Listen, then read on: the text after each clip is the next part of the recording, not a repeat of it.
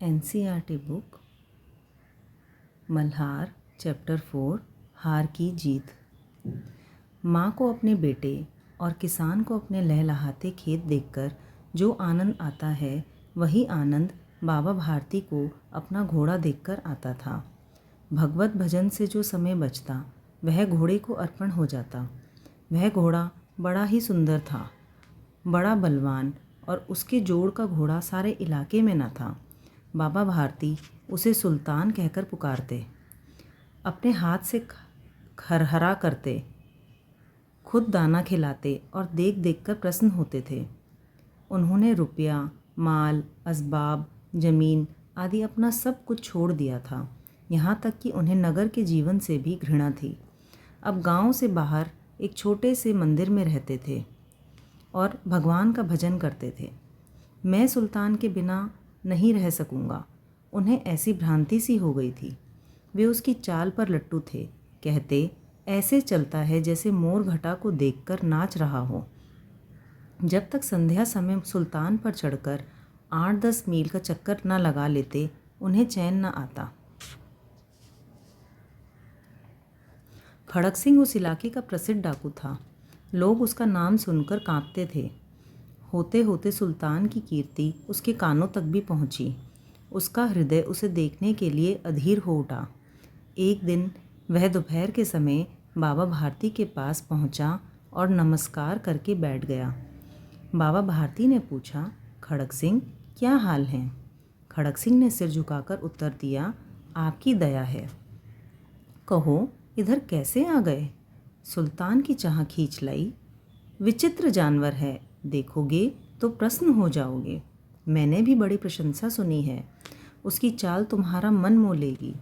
कहते हैं देखने में भी बहुत सुंदर है।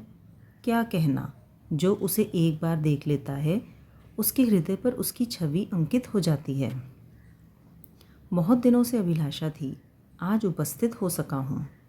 बाबा भारती और खड़क सिंह दोनों अस्तबल में पहुँचे। बाबा ने घोड़ा दिखाया। घमंड से खड़क सिंह ने घोड़ा देखा आश्चर्य से। उसने सैकड़ों घोड़े देखे थे, परंतु ऐसा बांका घोड़ा उसकी आंखों में कभी न गुजरा था। सोचने लगा, भाग्य की बात है, ऐसा घोड़ा खड़क सिंह के पास होना चाहिए था। इस साधु को ऐसी चीज़ों से क्या लाभ? कुछ देर तक आश्चर्य से चुपचाप खड़ा रहा। इसके पश्चात उसके हृदय में हलचल होने लगी। भालकों किसी अधीरता से बोला, परंतु बाबा जी, इसकी चाल न देखी तो क्या? बाबा भारती भी मनुष्य ही थे। अपनी चीज़ की प्रशंसा दूसरे के मुख से सुनने के लिए उनका हृदय भी अधीर हो गया। घोड़े को खोलकर बाहर लाए और उसकी पीठ पर हाथ फेरने लगे। एकाएक उचक्कर सवार हो गए। घोड़ा हवा से बातें करने लगा। उसकी चाल को देखकर खड़क सिंह के हृदय पर सांप लौट गया।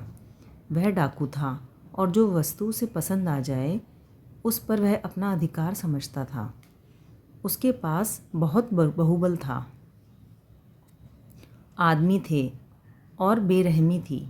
जाते जाते उसने कहा, बाबा जी, मैं यह घोड़ा आपके पास ना रहने दूंगा। बाबा भारती डर गए। अब उन्हें रात को नींद न आती। सारी रात अस्तबल की रखवाली में कटने लगी। प्रतिक्षण खड़क सिंह का भय लगा रहता, परंतु कई मास बीत गए और वह ना आया। यहाँ तक कि बाबा भारती कुछ असावधान भी हो गए और इस भय को स्वप्न के भय की तरह मिथ्या समझने लगे। संध्या का समय था। बाबा भारती सुल्तान की पीठ पर सवार होकर घूमने जा रहे थे। इस समय उनकी आंखों में चमक थी, मुख पर प्रसन्नता। कभी घोड़े के शरीर को देखते, कभी उसके रंग, और मन में फूले न समाते थे। सहसा एक और से आवाज़ आई, ओ बाबा, इस कंगले की सुनते जाना। आवाज़ में करुणा थी। बाबा ने घोड़े को रोक लिया।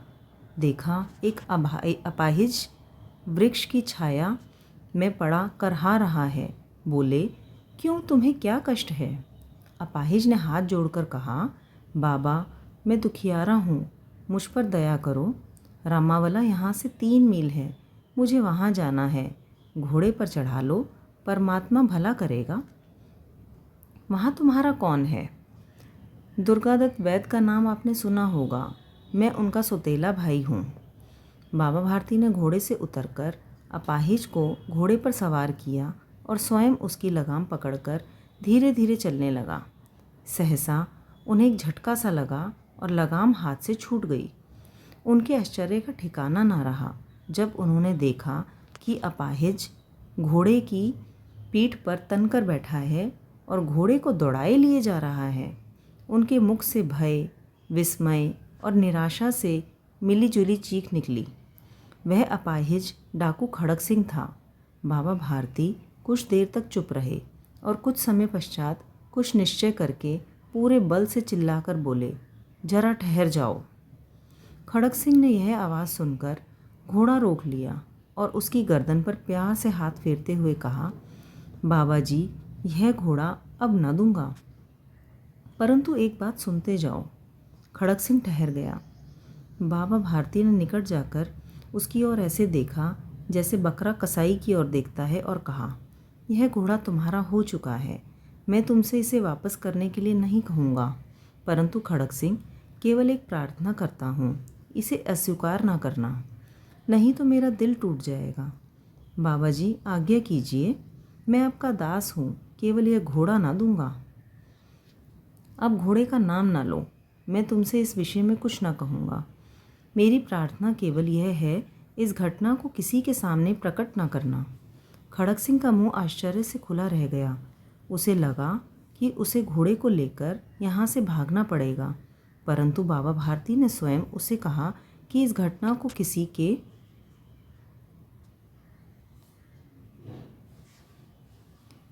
सामने प्रकट न करना। इससे क्या प्रयोजन सिद्ध हो सकता है? खड़क सिंह ने बहुत सोचा, बहुत सिर मारा, परंतु कुछ समझ न सका। हारकर उसने अपनी आंखें बाबा भारती के मुख पर गड़ा दी और पूछा, बाबा जी, इसमें आपको क्या डर है? सुनकर बाबा भारती ने उत्तर दिया, लोगों को यदि इस घटना का पता चला तो वे किसी गरीब पर विश्वास न करेंगे, दुनिया से विश्वास उठ जाएगा। यह कहते कहते उन्होंने सुल्तान की ओर से इस तरह मुंह मोड़ लिया जैसे उनका उससे कभी कोई संबंध ही ना रहा हो। बाबा भारती चले गए, परंतु उनके शब्द खड़क सिंह के कानों में उसी प्रकार गूंज रहे थे। सोचता रहा, कैसे ऊंचे विचार हैं, कैसा पवित्र भाव है। उन्हें इस घोड़े से प्रेम था। इसे देखकर उनका मुख फूल की नई खिल जाता था। कहते थे, इसके बिना मैं ना रह सकूँगा।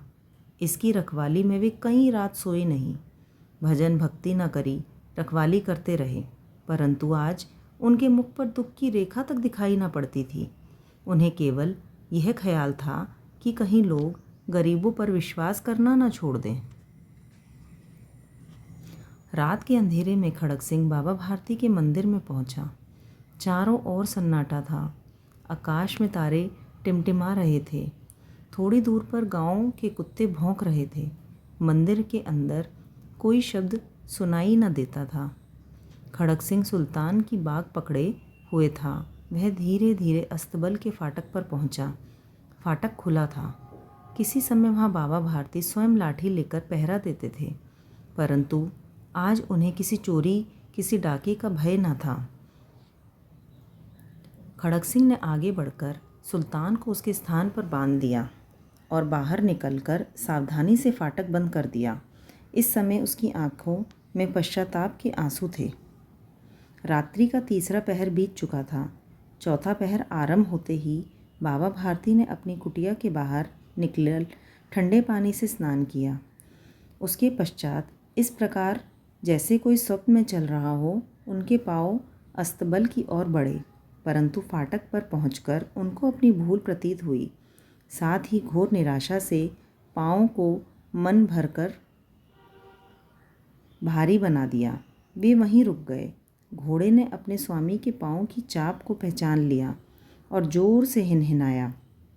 अब बाबा भारती आश्चर्य और प्रसन्नता से दौड़ते हुए अंदर घुसे और अपने घोड़े को गले से लिपटकर इस प्रकार रोने लगे मानो कोई पिता बहुत दिनों से बिछड़े हुए पुत्र से मिल रहा हो। बार बार उसकी पीठ पर हाथ फेरते, बार बार उसके मुख पर थपकियां देते और कहते, अब कोई गरीबों की सहायता से मुंह न मोड़ेगा। थोड़ी देर के बाद जब वह अस्तबल से बाहर निकले तो उनकी आंखों में आंसू बह रहे थे। ये आंसू उसी भूमि पर ठीक उसी जगह गिरे जहां बाहर निकलते के बाद खड़क सिंह खड़ा होकर रोया था। दोनों के आंसुओं का उस भूमि की मिट्टी पर परस्पर मेल हो गया। इस कहानी के रचयिता हैं सुदर्शन। धन्यवाद।